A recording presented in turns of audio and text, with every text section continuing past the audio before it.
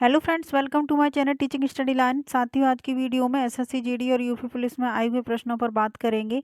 आपने अगर अभी तक हमारा चैनल टीचिंग स्टडी लाइन को सब्सक्राइब नहीं किया है तो चैनल को सब्सक्राइब कर लें और बेल आइकन को भी ऑन कर लें। साथ ही वीडियो पसंद आए तो एक लाइक करना बिल्कुल ना भूलें। तो चलिए दोस्तों, आज की वीडियो शुरू करते हैं। आज का पहला प्रश्न है, भारत का पहला वायसराय कौन था। प्रश्न पूछा गया है कि भारत का पहला वायसराय कौन था। तो इसका सही जवाब हो जाएगा ऑप्शन सी।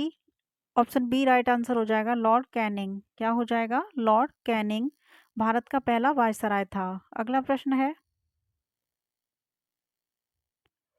प्रश्न नंबर 2 है, यूनानियों को भारत से बाहर किसने निकाला था। प्रश्न पूछा गया है कि यूनानियों को भारत से किसने निकाला था। आपके ऑप्शन है चंद्रगुप्त मौर्य, चंद्रगुप्त विक्रमादित्य, ऑप्शन सी है अशोक, ऑप्शन डी बिंदुसार। तो जो यूनानियों को भारत से बाहर निकाला था वो निकाला था चंद्रगुप्त मौर्य ने। किसने निकाला था? चंद्रगुप्त मौर्य ने यूनानियों को भारत से बाहर निकाला था। तो आपका सही जवाब हो जाएगा ऑप्शन ए। अगला प्रश्न देखते हैं। प्रश्न नंबर 3 है, सुल्तान रजिया बेगम किसकी बेटी थी। सुल्तान रजिया बेगम किसकी बेटी थी।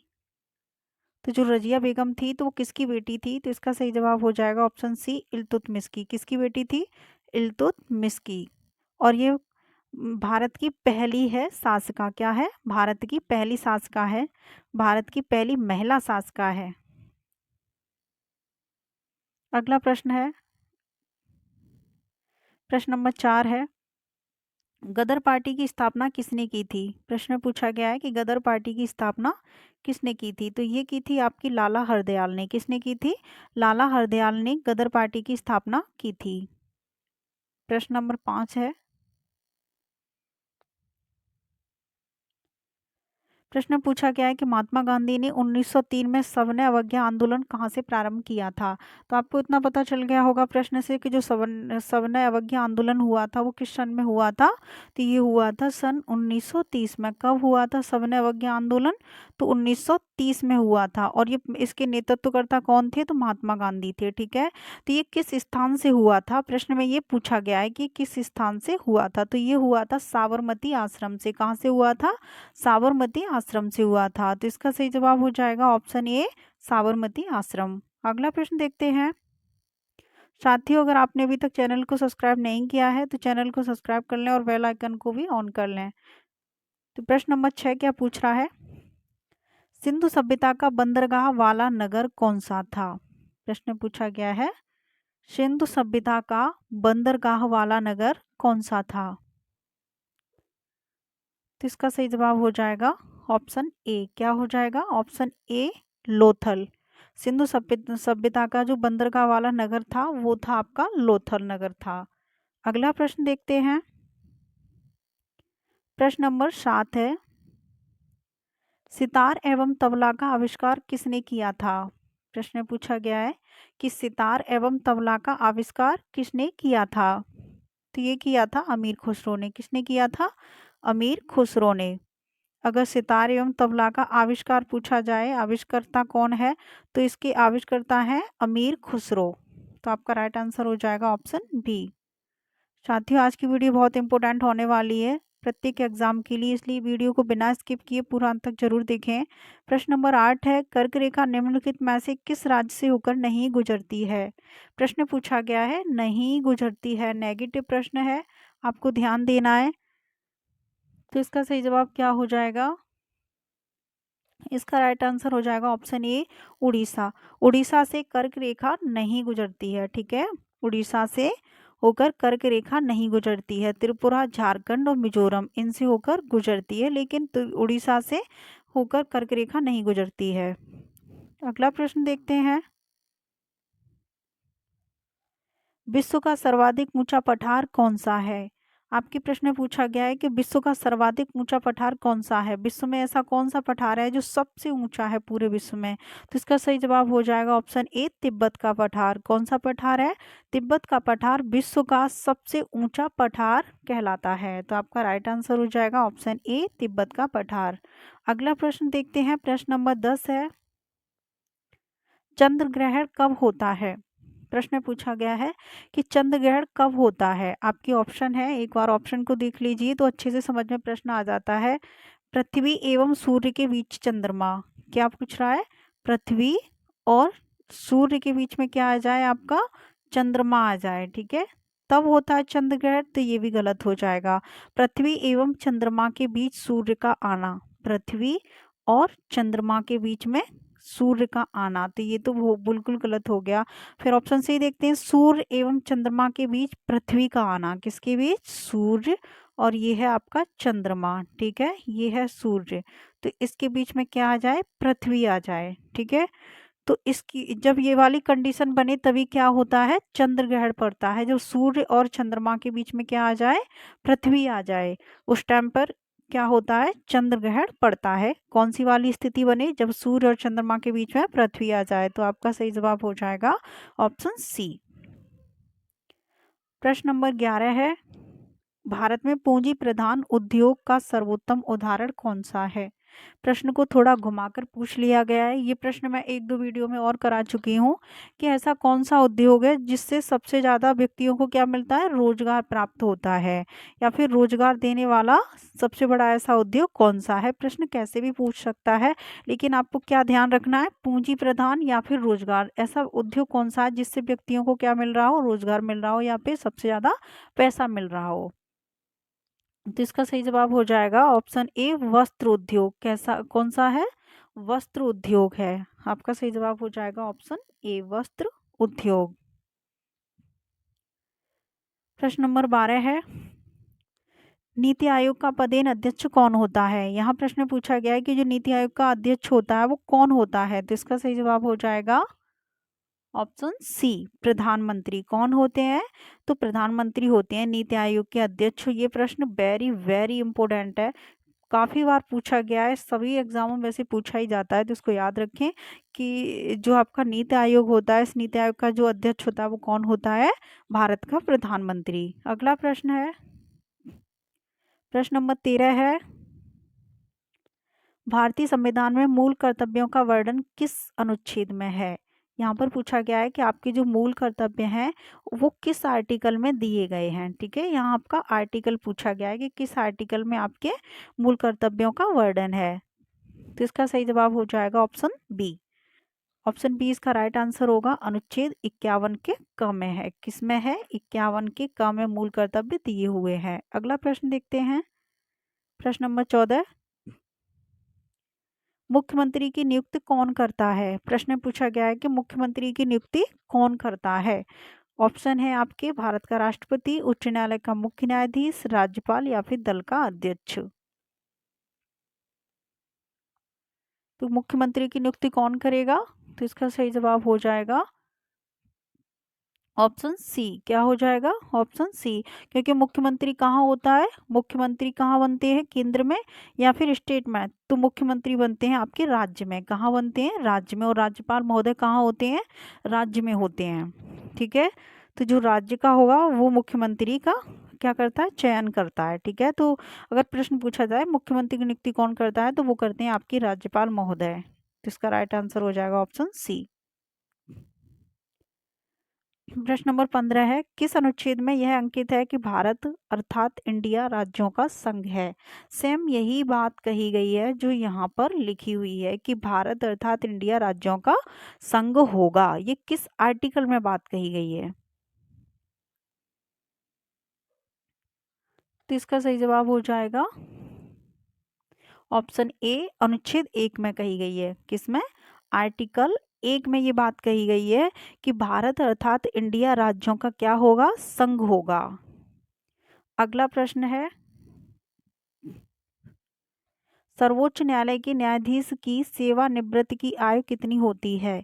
प्रश्न कह रहा है कि जो सुप्रीम कोर्ट के जो जज होते हैं, न्यायाधीश होते हैं, उनकी जो रिटायरमेंट की एज होती है वो कितनी होती है? मतलब कितनी उम्र पर उन जजों को रिटायर कर दिया जाएगा, सुप्रीम कोर्ट के जज को। यहाँ पर हाई कोर्ट नहीं, सुप्रीम कोर्ट के जज की बात हो रही है। अगर हाई कोर्ट के जज की एज की भी बात की जाए कि हाई कोर्ट मतलब उच्च न्यायालय, कौन सा? उच्च न्यायालय। उच्च न्यायालय को हम क्या बोलते हैं? हाई कोर्ट बोलते हैं। तो ये पूछ लिया जाए कि हाई कोर्ट के न्यायाधीशों की सेवानिवृत्ति मतलब रिटायरमेंट की कितनी आयु होती है, तो इसका सही जवाब हो जाएगा 62 ईयर्स। 62 वर्ष पर हाई कोर्ट के जो जज होते हैं वो रिटायर कर दिए जाते हैं। लेकिन यहाँ बात की जा रही है सर्वोच्च न्यायालय की, मतलब सुप्रीम कोर्ट की। तो जो सुप्रीम कोर्ट के जजों की सेवानिवृत्त की आयु होती है वो होती है 65 वर्ष। कितनी होती है? 65 वर्ष होती है। तो आपका राइट आंसर हो जाएगा ऑप्शन बी। प्रश्न नंबर 17 है, हितोपदेश की रचना किसने की? हितोपदेश की रचना, आपकी एक रचना है हितोपदेश, तो इसके रचनाकार कौन है? प्रश्न में ये आपके पूछा गया है। तो इसके रचनाकार है नारायण पंडित। कौन है? ऑप्शन बी नारायण पंडित। नारायण पंडित ने हितोपदेश की रचना की। तो आपका राइट आंसर ऑप्शन बी हो जाएगा। प्रश्न नंबर 18 है, डबल रोटी बनाने में प्रयुक्त किए जाने वाला बेकिंग पाउडर क्या होता है? प्रश्न में पूछा गया है कि डबल रोटी जो बनाते हैं उसमें जो प्रयुक्त की मतलब जो प्रयुक्त या फिर जो डाला जाता है बेकिंग पाउडर वो कौन सा होता है? तो इसका नाम पूछा है आपको, बेकिंग पाउडर का नाम क्या है? तो आपके ऑप्शन दिए सोडियम कार्बोनेट, सोडियम बाइकार्बोनेट, या फिर सोडियम सल्फेट, या फिर सोडियम क्लोराइड।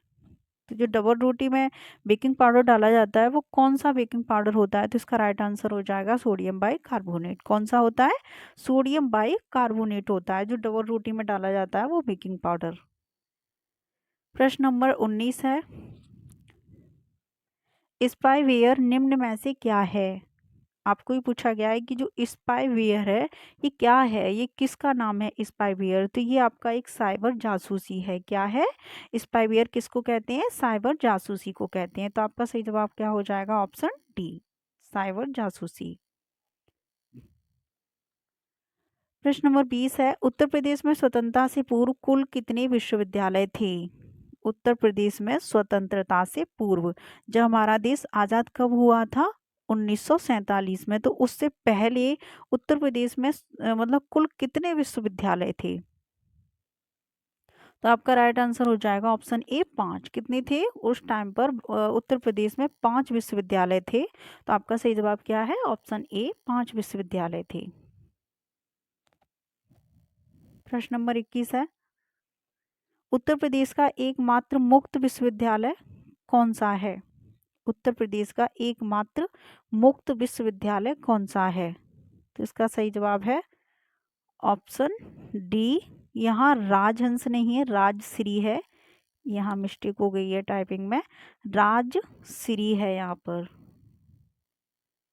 ये नाम होगा, राजहंस नहीं है। राजश्री जो विश्वविद्यालय है, राजश्री पुरुषोत्तम दास टंडन विश्वविद्यालय। ठीक है, तो यहाँ पर राजहंस नहीं राजश्री कर लेना। राजश्री पुरुषोत्तम दास टंडन विश्वविद्यालय है उत्तर प्रदेश का एकमात्र मुक्त विश्वविद्यालय है राजश्री। प्रश्न नंबर 22 है, उत्तर प्रदेश में कला भवन कहाँ स्थित है? प्रश्न पूछा गया है आपके कि उत्तर प्रदेश में कला भवन किस स्थान पर स्थित है, किस जगह है कला भवन? तो आपके ऑप्शन है मथुरा में, लखनऊ में, इलाहाबाद में, या फिर वाराणसी में। तो इसका राइट आंसर क्या हो जाएगा? ऑप्शन डी वाराणसी में। कहाँ पर है? तो उत्तर प्रदेश में जो कला भवन स्थित है वो किस जगह पर है? वो वाराणसी में स्थित है कला भवन। प्रश्न नंबर 23 है,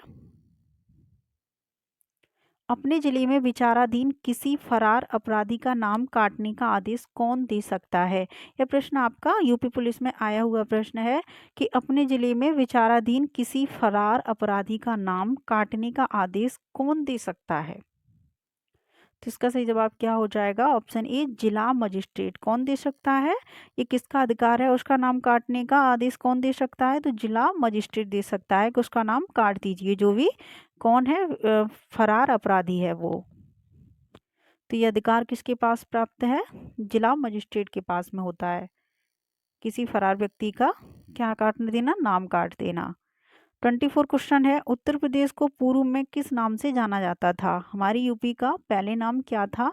उत्तर प्रदेश नाम रखा गया, इससे पहले क्या नाम था? तो वो था आपका यूनाइटेड प्रोविंस। क्या था? यूनाइटेड प्रोविंस था। अगला प्रश्न है प्रश्न नंबर 25, जीएसटी पंजीकृत संख्या में कुल कितने डिजिट हैं? आपका जो जीएसटी का पंजीकृत नंबर होता है, जीएसटी का क्या होता है? पंजीकरण नंबर या पंजीकृत संख्या। तो उसमें ये पूछा गया है कुल कितने डिजिट होते हैं।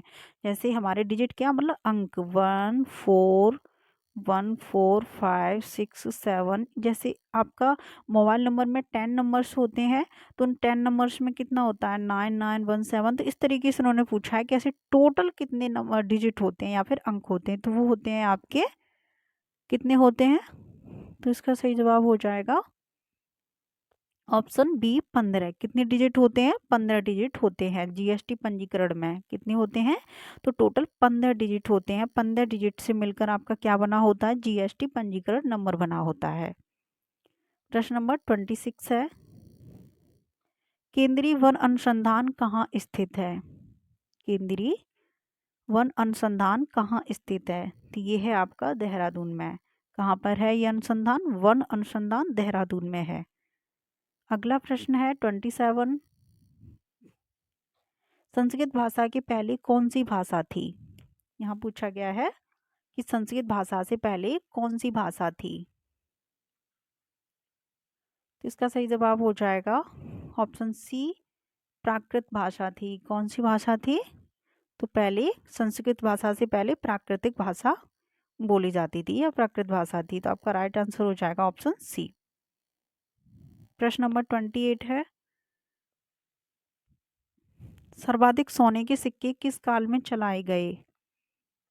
मतलब सबसे ज़्यादा सोने के सिक्के किस काल में चलाए गए? तो ये चलाए गए थे आपके गुप्त काल में। किस काल में चलाए गए थे? तो गुप्त काल में सबसे ज़्यादा सोने के सिक्के चले थे। प्रश्न नंबर 29 है, हर्षवर्धन के राज्य कवि कौन थे? हर्षवर्धन के राजकवि कौन थे? तो हर्षवर्धन के जो राजकवि थे वो थे बाण। कौन थे? बाण। आपका राइट आंसर हो जाएगा ऑप्शन सी। प्रश्न नंबर 30 है और आज की वीडियो का अंतिम प्रश्न है, दोहावली, कवितावली, विनय पत्रिका रचनाएं किस भक्त संत की हैं? फिर से देख लीजिए, आपकी रचना दी गई है, दोहावली, कवितावली, विनय पत्रिका आदि रचनाएं किस भक्त संत की हैं? आपके ऑप्शन है कबीरदास, तुलसीदास, सूरदास और रविदास। तो किसकी है? ये तीनों रचनाएं हैं तुलसीदास की। किसकी हैं? तुलसीदास की हैं। तो आज की वीडियो का ये अंतिम प्रश्न था। आप सभी को आज की वीडियो कैसी लगी हमें कमेंट करके ज़रूर बताएं, और आप सभी के आज की वीडियो में कितने प्रश्न सही गए हैं ये भी बताया करें। साथ ही अगर आपने अभी तक चैनल को सब्सक्राइब नहीं किया है तो प्लीज़ चैनल को सब्सक्राइब कर लें और बेल आइकन को भी ऑन कर लें। वीडियो पसंद आई हो तो एक लाइक बिल्कुल करना ना भूलें। तो चलिए दोस्तों, आज की वीडियो में बस इतना ही था। फिर मिलते हैं अगली वीडियो में। तब तक के लिए धन्यवाद साथियों।